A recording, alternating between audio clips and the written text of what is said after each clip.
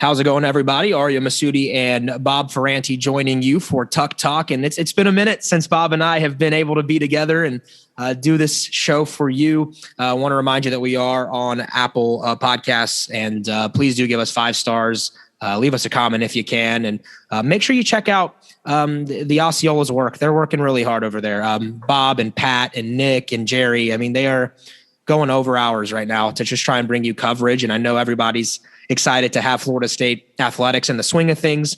Bob, great job riding solo last week with the green team. And those guys have been getting some playing time recently because Florida State has been on a roll. And let me just, before we get into the details, how much fun has it been to see this FSU, it seems like annual, they turn up the heat a little bit and they start to make their run.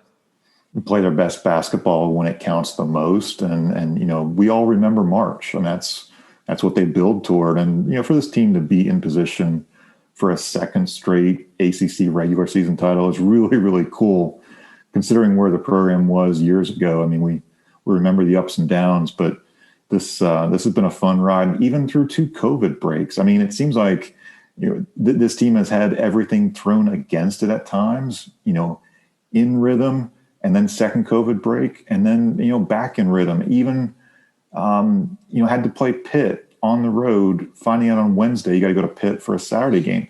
How many things are going to get thrown against these guys, and they just seemingly deliver every night out? Yeah, and I think the last time we had an episode, I believe Florida State was about to play Wake Forest. Is that correct? On a Saturday, and they had a couple weeks off because of they've had a second COVID break because of some contact tracing and things like that. So FSU didn't play well against Wake Forest. They had to sneak that one out. It seemed like the Noles got up comfortably there in the middle of the second half, and Wake Forest just came back. You know, they hit a bunch of threes. The Deacons were hot from beyond the arc. But Bob, good teams find ways to win games that maybe they're not supposed to win. Maybe on that day it was supposed to be Wake who pulled off the shocker. But Scottie Barnes ties it. He makes an athletic play, an NBA lotto pick level play, and the Noles find a way to win in overtime. I think that showed me something about FSU when you're not on your A game, just finding that winning culture. Yeah, I thought, you know, watching Wake coach Steve Forbes post game, he was beside himself at how they let that one slip away. And it was slipped away a dozen times on the Wake Forest end. I mean, that's one that plane ride has got to be like you can't say a word the entire way back. But hey, you know, Scottie Barnes hit the shot of all shots. It was shades of Indiana, and really to have all that gas in the tank and in overtime too. I mean, let's remember that was 2 days before Virginia. So guys had to play extended minutes to put away a game where you thought it was going to be done early, and it wasn't. So it was just one of those gritty performances. We've just seen it. You know, it seems like they just turned it on as needed. Yeah, and it felt like it's amazing how college basketball, the vibes and the energy goes just 48 hours later, because going into a one-day rest game against Virginia, you did get to play it at home, but the Cavs were rolling. I mean, Tony Bennett's squad was playing really well, and I think a lot of people thought that Virginia might knock off Florida State, at least nationally. But then the Noles kind of reminded you that Leonard Hamilton has a plan for Tony Bennett's Who's every single year, and it seems like it works. Whatever the blueprint is, I mean, I know the blueprint. I'm not going to say it on this podcast just for competitive reasons for the program, but they have found the answer to beating that pack line defense for Virginia. Yes, some of it is you have to hit some threes, and FSU has its best shooting team, maybe, I don't want to say all time, because that's a big statement, but the team shooting nearly 40% as a team. So I would say it compares to some of the all-time great shooting teams, not just for Leonard, but historically in Tallahassee. So they've learned how to do that, but they go 81-60 against UVA. And I don't think any of us thought in our wildest dreams that Florida State would take UVA to the woodshed. 20 points up at the half. I mean, it was one of the best halves that Florida State has played in a little while, because they've had some really good halves. They've also had some really bad first halves too, which is kind of something that Leonard Hamilton jokes with us about in some of these Zooms. He's like, you guys want to talk about those slow starts to the game yet again? And we all kind of get a chuckle out of it. But, man, I mean, did they deliver And that was a season high, 13 3-pointers against Virginia. For them to be able to pour it on against that defense and just to all around put a number on Virginia early, to the point where I think we were all talking at halftime. Virginia's going to make the run, right? It's coming. And of course, 5 minutes in, the run came. But Florida State had plenty. I mean, they knew it was coming, halted it, put the game back away quickly. We can talk about so many plays in this game. I know you were tweeting about it. Balsha, my goodness, he hits the 18-footer. His first career college 3-point attempt as a shot clock is going down, drills a 3. Sardar Calhoun's threes. There were so many really huge shots in a 21-point win that we're going to forget about so many of them. But I think it was just kind of cool just to see everybody had some kind of ownership in that win. It just reinforced the team culture, I think. Yeah, I definitely believe the shot that Sardar hit to essentially stop the run and put the game back to double digits, that I think broke the back of Virginia a little bit. It takes a lot of energy to come back from being down 20. Like, you have to put in a lot, not just physically, but mentally into coming back. And so teams who make big comebacks, it's kind of, they ride the avalanche.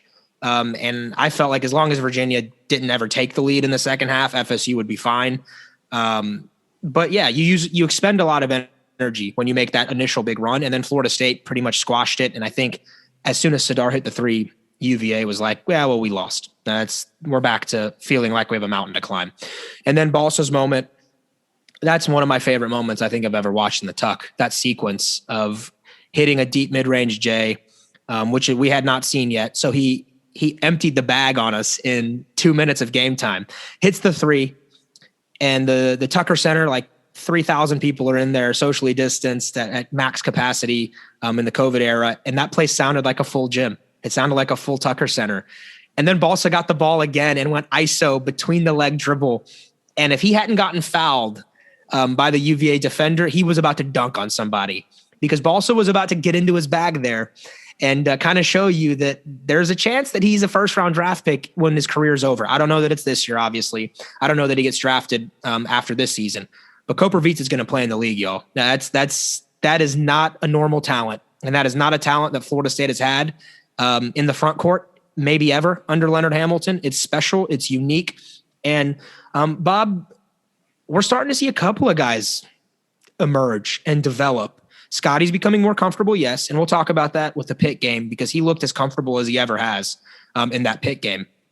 But RaiQuan Gray, him and Balsa's development right now, I think, is what makes Florida State a dangerous team to watch in March Madness, and a team that could make the Final Four. It's because of those two guys.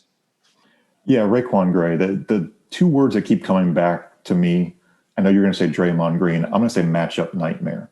RaiQuan Gray is straight up a matchup nightmare. And there may be some teams out there that can one-on-one him.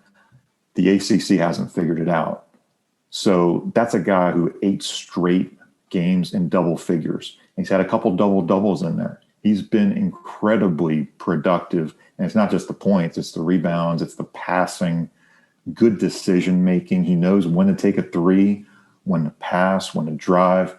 His variety of shots, too.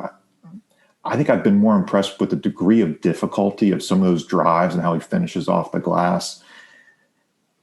Enjoy him while he's here. I'm just going to say that, because he's graduating in a couple months. He's got the opportunity to go as a fourth-year player, red shirt. He's got the degree in hand. You just have to wish him well. And Balsa, selfishly, I want him to stay. I know everybody's going to say, well, he can go. Well, sure he can. But can you develop him one more year in a non-COVID setting with all of the coaches being able to do everything that they would love to do, and you're not limited by on-court time and all these rules and whatnot with COVID? Man, he can be a straight-up lottery pick if he sticks around for one more year.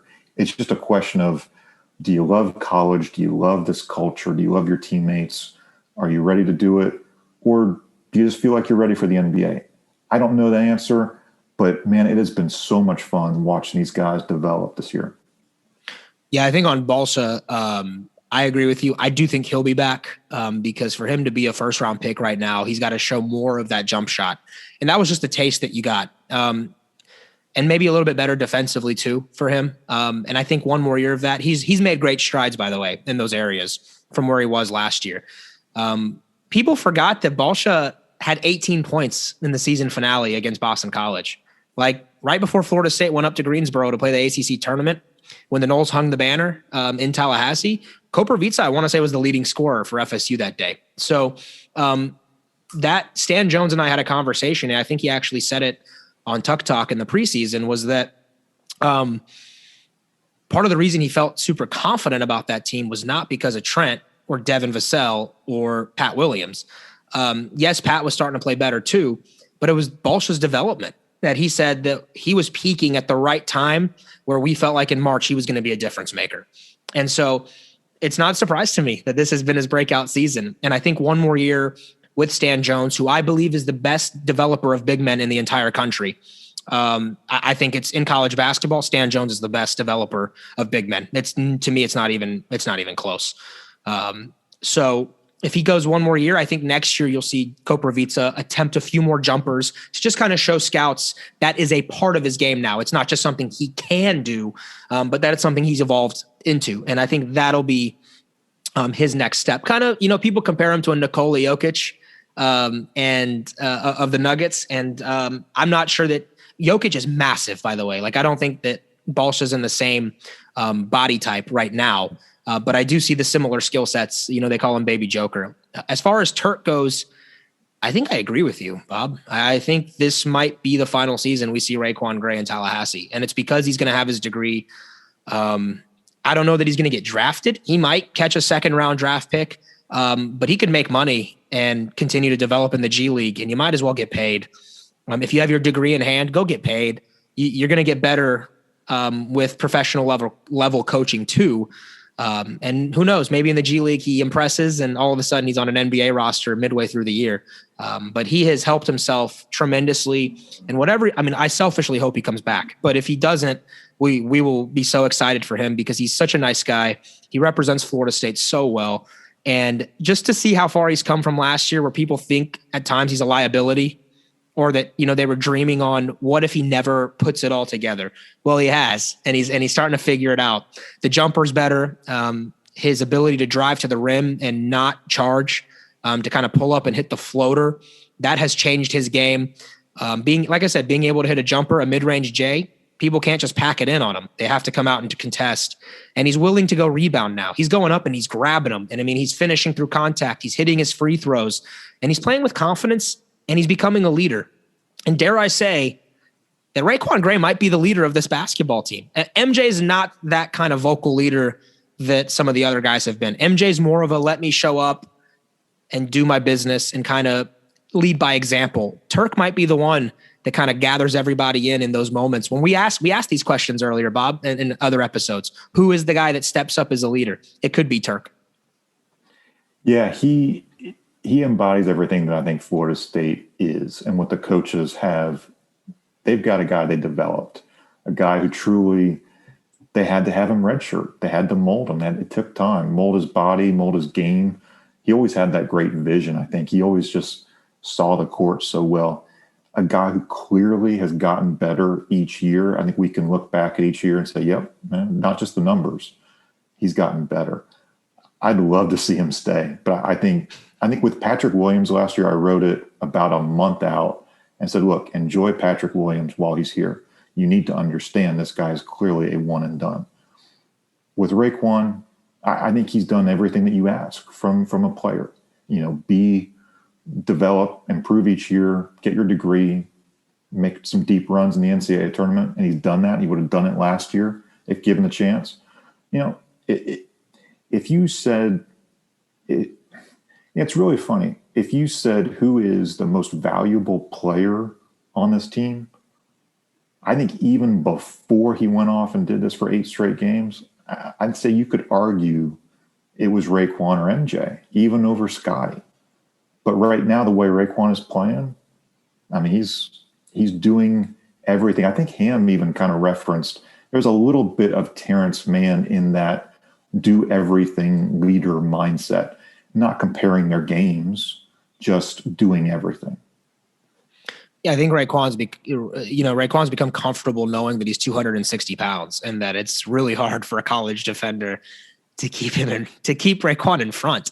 And Tony Bennett said, they kind of bully balled us, and Gray used his size to just kind of finish through our contact. And yeah, we did. Scottie used some of his size to finish through contact. And then when the Noles hit as many threes as they did in that game, you have no shot. I'm telling you, if Florida State hits 10 threes in a game, you're not winning.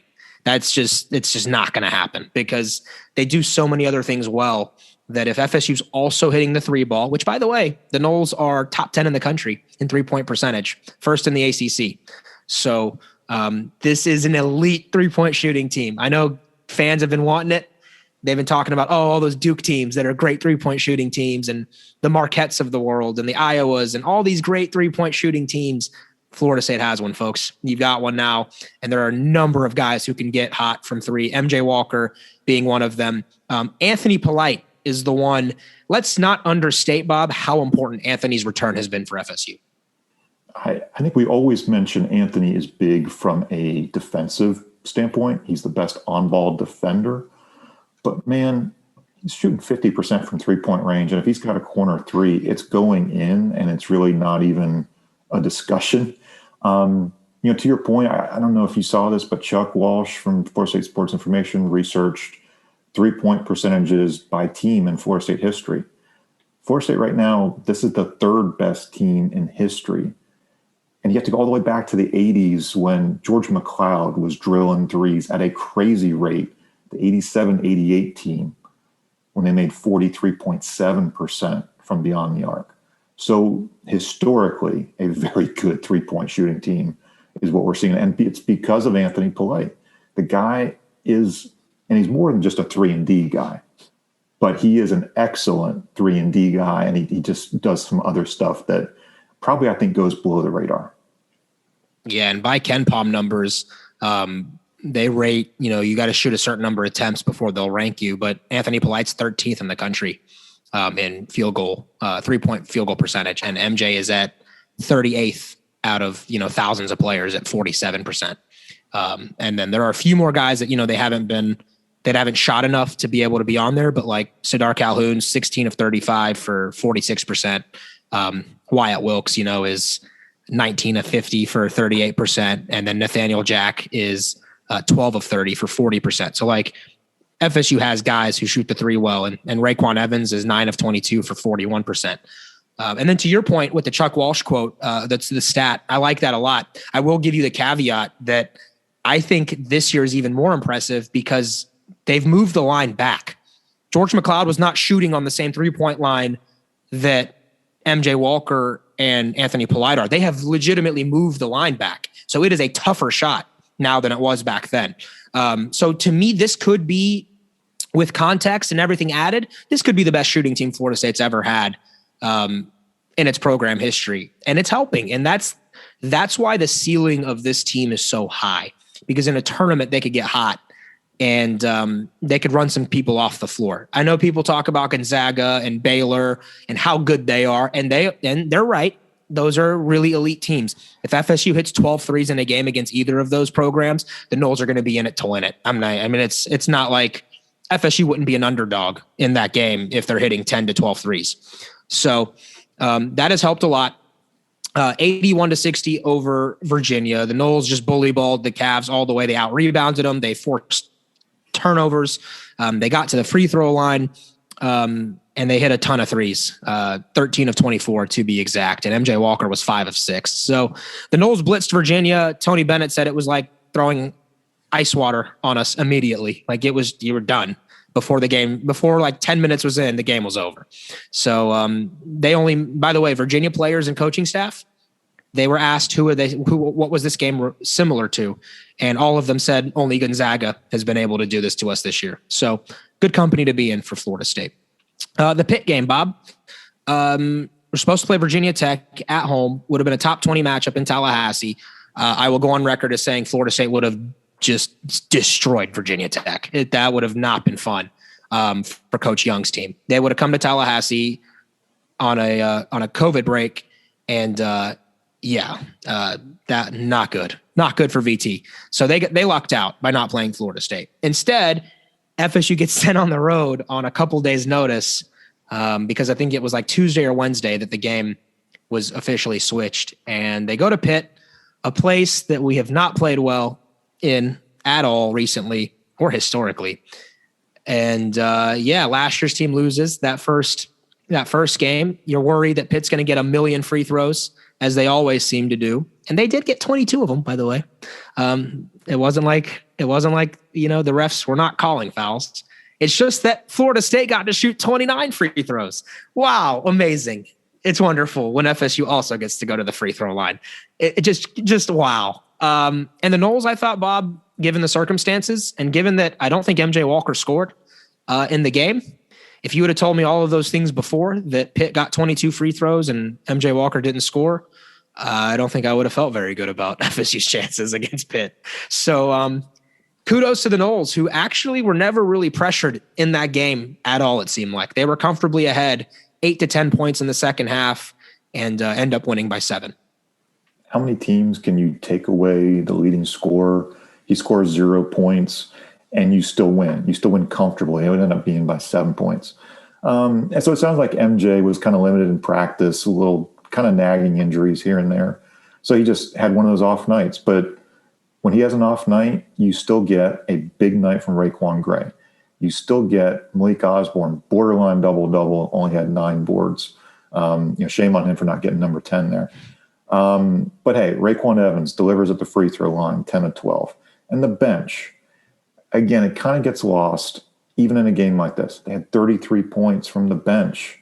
My goodness. I mean, this is again, when even your best player is having an off night, not feeling his best, a little injured, a little dinged up, because it's just been a year. It's been a tough year to be a college athlete. And Florida State is still able to, on very short notice, with that cancellation, shift gears, prepare for Pitt, and make it happen. I think this one impresses purely because of the circumstances, not necessarily the score, not that it was a double digit, not that you saw a huge number from MJ, because he didn't. You just saw the team pulled it out, and it wasn't close. Really, really, really impressive, I think, out of this one, because if there's anything that we've kind of questioned, while road games aren't road games, Florida State just hasn't played, besides Louisville, great basketball on the road, right? I mean, they really drilled Louisville up there, but Georgia Tech was a stumble, and we thought, well, is this one going to be a tough game or not? And Florida State turned it up, did what they had to do. Yeah, I thought things that I wanted to point out was that against Virginia, Florida State only turned the ball over 5 times. And then against Pitt, they only turned the ball over, I want to say 11 times. So you can live with that, right? Like against Virginia, 5 turnovers and only 58 possession game, I think it ended up being a 62 possession game, very low possession game. That's elite. And then against Pitt, 11 turnovers in a possession game that went up to, I want to say it got into the 70s. Against Pitt. I'll have to double check. 71. So you had a full 9 more possessions. And Florida State did a good job of protecting the basketball again. So you'll take that. The difference, I think, against Pitt was the Noles made their free throws, did a good job of getting to the line and converting. And then Scottie Barnes has been, he started to look a lot more comfortable in that game. He had 11 points, I think, had like 6 rebounds, 3 assists, and 3 blocks. And just a number of just back-breaking plays that kind of just, those emphatic dunks, the block that turned into a steal and one, just imposing his will on college athletes. I think Scottie's starting to realize, like, I'm much better than some of the kids at this level. And that's a scary thing for any team when a freshman starts to figure that out, because it elevates you to another level. Yeah, I think, didn't Patrick do this too? Like Patrick kind of mid-January or so really hit that spot of the ACC schedule last year where he said, I can do this. I know what I'm supposed to do. I'm comfortable. I'm used to the routine. I'm ready. I'm good. And I wouldn't discount, as much as Leonard Hamilton hates the questions about who starts and who doesn't, I wouldn't discount that Scottie Barnes is coming off the bench and is more comfortable for whatever reason it is, just seeing a few minutes of a game and being like Anthony Plate has been the first substitution a couple times. Scottie's been an early substitution. But there's something to a freshman, especially, Patrick Williams, Fiondu before that, now Scottie, just seems a little bit more comfortable seeing the game a little bit from the bench and then getting in the game. And yeah, he with that wingspan, it's tough to do anything on him defensively. His vision is exceptional. It's a really good line. It's 11 points. It's 6 boards. It's 3 assists. Yeah. Did he have 3 blocks? Oh my goodness. I didn't even see that until just now. Yeah. That's really a good line for a freshman on the road. Yeah. Yeah, there were like little moments in there too, Bob, that I really enjoyed. Like he missed a couple of shots and immediately his second hop was too much for the Pitt Panthers rebounders. He would just go right back up and grab it and stick it back in. And so that was impressive to me as well. It's just Scottie's starting to figure out how to put that entire package that he has, that unique package that is what NBA Lotto, what gets him to be an NBA Lotto pick, and what scouts are salivating over is his ability to impact the game at 6'9" in so many different areas. And he made this one no-look pass to Tenor Ngam from the top of the key. It was unbelievable. Just fired a bullet from the top of the 3-point line. No look, was looking at it's cool. It's really cool to watch. He's starting to come into his own too, where he's pounding his chest after he makes a big finish. And he's letting them know, like Scottie Barnes is letting people know I'm bad and I know it, And that's cool to see a freshman coming into his own, because you're going to need that alpha in the NCAA tournament. So Florida State wins that one 79-72. Shout out to RaiQuan Gray, 16 more points, 8 more rebounds in that one. Malik Osborne was the glue guy that he's always been, 12 points, 9 rebounds. And shout out to Ray Evans, who went to the free throw line 12 times and hit 10 free throws. Good for you, man. That's what you want to see. And that's the leadership that you want to see. Balsha also 8 points and 3 rebounds and a block. Noles were really good in that one. They found a way to just chisel out a road victory in a place that's been really hard for them to play. And so Noles now on the year are 13-3, 9-2 in the ACC. Virginia has helped us out a little bit. They lost again to Duke, so the Noles are first in the ACC all alone. And they'll have some opportunities here, Bob, against Miami, who we're recording this on Tuesday night and we'll put it out on Wednesday. So you will be watching the Noles and the Canes tonight in that scenario. Miami sucks. I don't know how else. They are not very good. FSU had no problems with them the first time they met. That was, let's see, back on January 27th. And I pulled up the box score for the last time these two teams played, and the Noles blitzed them in the first half and then pulled away there early in the second half. Miami, not a good three-point shooting team. They don't really do many things well other than like not foul you. So, yeah, Bob, I think Florida State should be expected to win. Ken Pom has them as 12-point favorites and an 86% chance to win in Coral Gables. The big thing with Miami is they're just so shorthanded. I mean, they had the guys to be a legitimate ACC team this year, but the injury after injury have just overwhelmed how they play.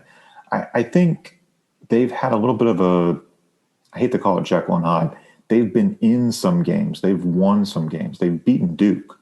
And then they've been just blown out. I think they have 7 double-digit ACC losses. So they're just a very weird kind of team as far as when they show up, when they've got, the right players producing and they get some points and sneak out some wins. And other times they just don't have it and they don't have it. So I don't think you really know which Miami team is going to show up as far as the fight, but I don't see Florida State having much trouble in this one. I think it's obviously a homecoming game a little bit for RaiQuan Gray, for Scottie Barnes. Balsa playing his high school ball down there. So I think guys will be fired up to play in front of family and friends. That's an interesting factor too. And I think Florida State's going to quickly turn their attention toward North Carolina. Yeah, I think if anything, you watch for a look-ahead game from FSU. So the good news is it's a quick flight down. Like they already got there tonight. It's usually about on a charter plane. It's not even an hour. It's like a 50 to 55-minute flight to Miami. So they got down there quickly. They probably ate, shot in the gym already, and they're ready to rock for tomorrow. And so Miami, yeah, they are a little bit better at home, as most teams are, than they are on the road. I'm looking through some of their games, and they gave Clemson a fight at home and North Carolina a fight at home. They lost those two games by a combined 3 points back in early January. And they did knock off Louisville and Duke at home. And they took Virginia Tech to overtime at home, where they should have had a win. And Hunter Couture hit a buzzer-beating 3 to send it into overtime. So, yeah, Miami does have moments where they are better at, I'm trying to think of the name of their center. I think it's the Watsco Center, or it was called the Watsco Center. I don't know what it's now. But they just got blown out by Georgia Tech 87-60 on Saturday at home. So, yeah, we'll see what version of Miami shows up. Isaiah Wong's a good player. Harlan Beverly, Cameron McGusty. So we'll see. Honestly, though, Bob, if Florida State gives two craps in this one, I think the Noles will be just fine. And it should be one of those overwhelming, maybe a 7 to 12 point victory for FSU. I think maybe Miami can keep it in single digits at home, but it could be a lot like Pitt, where the Noles just kind of are in control the entire time. It would certainly be a major upset and a major disappointment if FSU loses at Miami as double-digit road favorites. That doesn't happen often in basketball. So, yeah, we'll see. So let's move on from Miami. I think the other game we wanted to touch on was what will be a much harder game, and that is against North Carolina, who is playing really good basketball right now. They have been much better since the last time FSU and UNC met. Noles won 82-75 on January 16th. But Bob, you were telling me the Tar Heels have been on a little bit of a roll recently. Yeah, they're 6-2 since that loss here in Tallahassee. They will play Marquette tonight, being Wednesday. That's kind of a rescheduled game just because of all these COVID issues around the ACC. I think North Carolina is typically a very interesting matchup for Florida State. You always worry about the bigs with North Carolina because they've got so many trees, and it's just a matchup question. Do you have enough guys? Do you stay out of foul trouble? Always an interesting concern of who's the referee. Are they calling it tight? Who makes the free throws? This has the feel of what's going to be a very tight game, but a very important game. I think North Carolina will see it as one where, hey, that strengthens your resume. It improves your seeding for the NCAA tournament. On Florida State's side, it's, yes, partially seeding, but it's also, hey, if you win that one, you've pretty much sewn up the ACC regular season title because you've got Boston College and Notre Dame left. So Saturday's going to be a really big and fun game. I think that's one that most people on Tobacco Road, up and down the footprint will really be watching to see, Florida State, North Carolina. Yeah.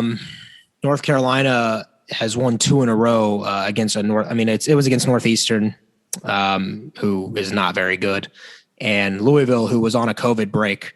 They did beat Louisville 99-54, but again, the Cardinals were playing their first game back from they had what Florida State had against Wake Forest, which was tough, and Florida State was able to obviously win it overtime, and Louisville got blown out. So, yeah, Carolina's playing much better. They've got some solid wins. It's their best win right now is against Duke, who is 30. Duke's starting to play good basketball right now, by the way, too, without Jalen Johnson. And so Carolina going to be tough. They do play Marquette, Bob, which is really unique this time of year to get a non-conference game. But UNC's playing Marquette Wednesday night at home. And that's a place, by the way, UNC has not lost. They are undefeated at the Dean Dome this season, and Florida State historically has not had a lot of success at the Dean Dome. They've played some fun games against Carolina, but they've usually ended in like a 100-90 loss or like a 90-80. It's been fun. Like, they've always been fun because both teams want to run and it's entertaining basketball. We'll see how it goes this time. Fans limited. So I I think the state of North Carolina has like not many at all. And Duke opted not to have any fans, period. But I think NC State and UNC are doing like 10%, or is it something small like that? North Carolina might be families only. I heard, from Florida State fans up there who were trying to get into Chapel Hill that there was nothing available at all. So it's either very limited or no fans. Yeah, so it should be a different atmosphere for FSU this time for sure. And I'm looking at the box score from the last game just to kind of see what FSU did well and remind myself. The Noles out-rebounded North Carolina in that one, 30-29. Carolina still got 13 offensive rebounds. They are the second best offensive rebounding team in the country. They grab about, 40% of their misses on the year. So number 2 in the country in grabbing their misses. That can sometimes be their best offense. Garrison Brooks, Armando Bacot, Day'Ron Sharp, Walker Kessler. They got some really nice bigs, and FSU's going to have to, step up to the challenge. Balsha's going to have to step up to the challenge. Was that the game that Balsha didn't play? Is that right? He didn't play against Wake. Okay. Wake was the State not have against North Carolina. I'm trying to think who did Florida State not have against UNC? Was it Polite, or did FSU have a full roster available against UNC? I think they had a full roster. No, everyone played. Never mind. Forget my question. Yeah, the Noles in that one were able to get to the free throw line 27 times. That was the difference. And they made 26 of them. So to your point exactly, Bob, who's the officiating crew? How are they going to call this? I will say the one caveat is North Carolina had one of its best 3-point shooting games of the season to keep that close, even if Florida State got free throws. Carolina was 10 of 24 from 3 on the year. Carolina's like 265th in the country point percentage. They're terrible. I mean, it's low 30s. I think they're like 32% as a team. So FSU hopes that Carolina doesn't get hot from beyond the arc this time. They're just an okay offense and a good defense. They've been very good on defense this year. They block some shots. They do a nice job. And again, I think the recipe for a loss for FSU, if it happens, is a ton of offensive rebounds for UNC. They get hot from 3 and some fouls go not FSU's way. Either way, the Noles are not going to get blown out. It's going to be a close game, if that. But yeah, how do you feel about Florida State against Carolina? I feel good about this one. If the things go right that you just mentioned, again, you worry about foul trouble. Sometimes those 2 quick whistles early in the first half, and then let's say, for example, a Malik Osborne or a RaiQuan Gray has to go to the bench for the remainder of a first half. Those are the kind of things that really hurt you, because then it just limits your rotations. And you only have so many bigs that can really rebound against Carolina's bigs. So yeah, rebounds, free throws, offensive boards, as you mentioned, is really huge.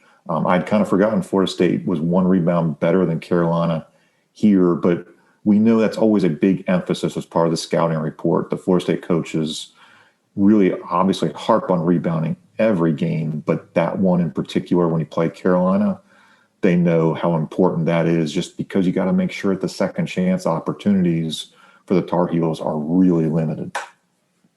Yeah, I'm also looking at other things in that game. Florida State turned the ball over 17 times in that game, 24% of their turnover, 24% of their possessions. So like a quarter. That was part of why I think Carolina was able to stay in it, because it always felt like in that game that the Noles were like 1 run away from just kind of kicking the door down and blow UNC out. And UNC would like hit a 3 here and there to kind of stay in it. Kerwin Walton, really good 3-point shooter, the best 3-point shooter on Carolina's team, above 40%. You do have to be aware where he is. And then RJ Davis and Caleb Love are both really talented 5-star freshmen who could go off. So you got to be careful there. But MJ Walker had 21, RaiQuan Gray had 19. And just like the Virginia game, those 2 stepped up when the Noles needed them in a big matchup. This one will be on the road. And the last time FSU played at Louisville in a big road game, they stepped up to the challenge. And we'll see what FSU does again this time. I really like what FSU, where they're at right now mentally and how they're preparing for games. And so I feel good that if FSU protects the basketball, if the Noles aren't ice cold from beyond the arc, and if the Noles are able to hang in the rebound battle with UNC, you don't have to win the rebound battle against Carolina. They just can't go off for like 16, 17, 18 offensive rebounds and 20 second chance points. That's where they'll kill you. And if you hang tough there, I think Florida State can win this game. FSU is a better basketball team than UNC. They're an older basketball team than UNC. They're a better coached basketball team than UNC. Sorry. I mean, Leonard's a better coach than Roy at this point in the careers. I'm calling shots, man. We're calling a spade a spade. Come on, Bob, the reality. So it'll be fun. I'm sure Carolina will be chomping at the bit to play Florida State again. Revenge games are a thing. Rematches are a thing. Georgia Tech, you saw, was a lot more focused than FSU when they played for the second time in that rematch in Atlanta. So Noles will have to be very careful about a slow start or just kind of not matching the energy of UNC. It should be a fast-paced game. Should be 75 possessions or so, a lot of fun and back-and-forth action. Noles and Tar Heels from Chapel Hill on Saturday, and then the Noles in Miami earlier in the week, Wednesday in Coral Gables. Bob, predictions. Does Florida State go 2-0 this week? I'm going to go with yes. I think Miami, they'll definitely take care of business down there. North Carolina, I think the blueprint for how to beat the Tar Heels is there. Florida State knows how to do it. It's a game where you got 2 days rest. It's not like one of those Saturday, Monday deals. You won't have the crowd in Chapel Hill that I think could make that an even tougher game. Florida State catches a break there too. And to your point about Roy, I think he's earned that nickname locally as rolled out there Roy for a reason. Some of his teams have just underperformed talent compared to expectations. That's what we're kind of getting at when we kind of take a little bit of a shot at Roy, a championship coach, but the production is just not there. But yeah, I think Florida State goes 2-0, and if they do go 2-0, I think they're very much in position to drop another banner at the Tuck. It'll be 2 straight regular season titles. Yeah, no doubt about that, Bob. And I also want to point out Florida State, elite offensive rebounding team themselves, 35% of their misses. That's top 15 in the country. So Carolina will have to be wary of FSU on the boards too. So Scottie Barnes will be important in this one. MJ, I don't think you're going to see MJ score 0. That doesn't happen often for him. So I like the Noles as well twice this week. I think they're playing at a mature level, and I think it'll be a close game against North Carolina, as does KenPom. I think the computer metrics have it as a 1-point win for Florida State, 75-74, and the Noles get about a 53% chance. So a coin flip almost up there in Chapel Hill. I'll take the Noles in the coin flip. I say Florida State wins by 4 or 5 with free throws, icing the game away, and a big road victory for the Noles. Bob, let's shout out the women real quick. Big win against Louisville. That was awesome. Congrats, Brooke Wyckoff. That's huge. Congrats, Adam Surgine, who had the scouting report. Amazing. Big win. They needed it for their NCAA tournament hopes. And now back on the right side of the bubble. Got to watch every minute of that game on Sunday, Florida State against Louisville. Morgan Jones was by far the best player on the court that day. And not knocking Dana Evans. She just had a bad night, and she was defended really well at times by Morgan and others. Florida State, if you look at that box score, you're going to see, wow, Morgan Jones had a great game. And the shooting percentages across the board were really not good for either team. But when the Seminoles went to the line, they knocked down their free throws and didn't give Louisville a chance to get back into that one. I think this one is huge, not just a signature win, a momentum win.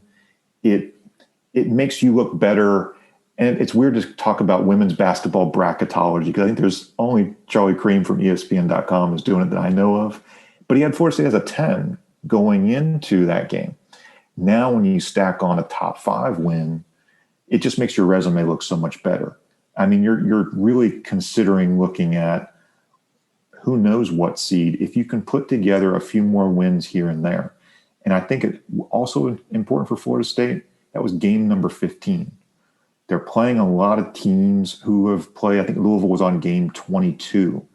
They're further along in their development. They've got better resumes because they've had better opportunities on the court. Florida State's only had 15 opportunities. So for them to get this one, to build the resume, I thought was just really huge. Yeah, and to get Tiana England back in the swing of things, she looked really good against Louisville. A pure point guard who you could tell made a difference in spacing Florida State and getting the Noles to their different spots. The Noles actually had a 29-point fourth quarter, and that's awesome. That's what we like to see. I actually think if Florida State splits this week at Notre Dame and Wake Forest at home, you can pretty much lock it that FSU will be in the tournament. If you lose both of them, I think they're still probably fine, but maybe a win in the ACC tournament could solidify it. And if you win both this week, then we feel pretty good anyway. So congrats to the Noles. I know Sue Semrau's smiling from Seattle because the Noles just find a way to keep beating Louisville, man. They just keep finding a way to beat a top 5 Louisville team. Jeff Walls apparently joked to Sue reportedly that he was sending her well wishes when she announced that she wouldn't be coaching this year, and texted her and said, "Don't worry, I'm pretty sure you guys will find a way to beat us anyway." So I think even he knows that Florida State has been kind of a tough cookie to crack. So good for the Noles. I wasn't able to call that game. I was calling baseball this weekend, opening weekend, but I had a monitor on. We were calling it remotely, and I was grinning ear to ear as the clock hit triple zeros because that team deserves it. They're working hard. They're getting healthy at the right time, and who knows what they can do? It's about how you finish the season, and that really is. It's the name of the game. It ain't about how you start. It's about how you finish. And FSU could finish pretty hot here and create some memories that'll last them a lifetime. So, Bob, I think that's a pretty good podcast episode. It's good to be back with you, talking hoops, and I know we're excited to cover the stretch run here for the men and the women. Yeah, this is we're looking at the final few days of February. I think that's always exciting because there's some big games on the calendar, and once you move to March, you're counting down just a couple more regular season games on the men's side. The tournaments are coming up. We can talk about all ACC teams on the men's and women's sides, and then we can really hash it out on Selection Sunday. We can look at the brackets and say, man, I don't agree with that. I don't agree with that. And we can look at Florida State's road. So we're getting really close to these fun times on the college basketball calendar. And this year, we're going to get some serious postseason basketball and not the big question marks. We've got some serious hurdles. It's going to be a lot of testing, a lot of contact tracing. There will still be some challenges here. But if the chips fall just right, we're going to see a lot of good basketball in the next 45 days or so. Sounds good. All right, Bob. Well, fun stuff. And we'll hope to talk next week and recap the Noles, who are hopefully 15-3, hopefully putting a stamp with 1 week left to try and clinch another ACC regular season. And hopefully the women are playing well too and are locking up an NCAA tournament spot before their ACC tournament. For Bob Ferrante, I'm Ariya Massoudi. Please check us out on Apple Pods. Give us 5 stars, subscribe, retweet, share with your friends, and we will talk to you next week.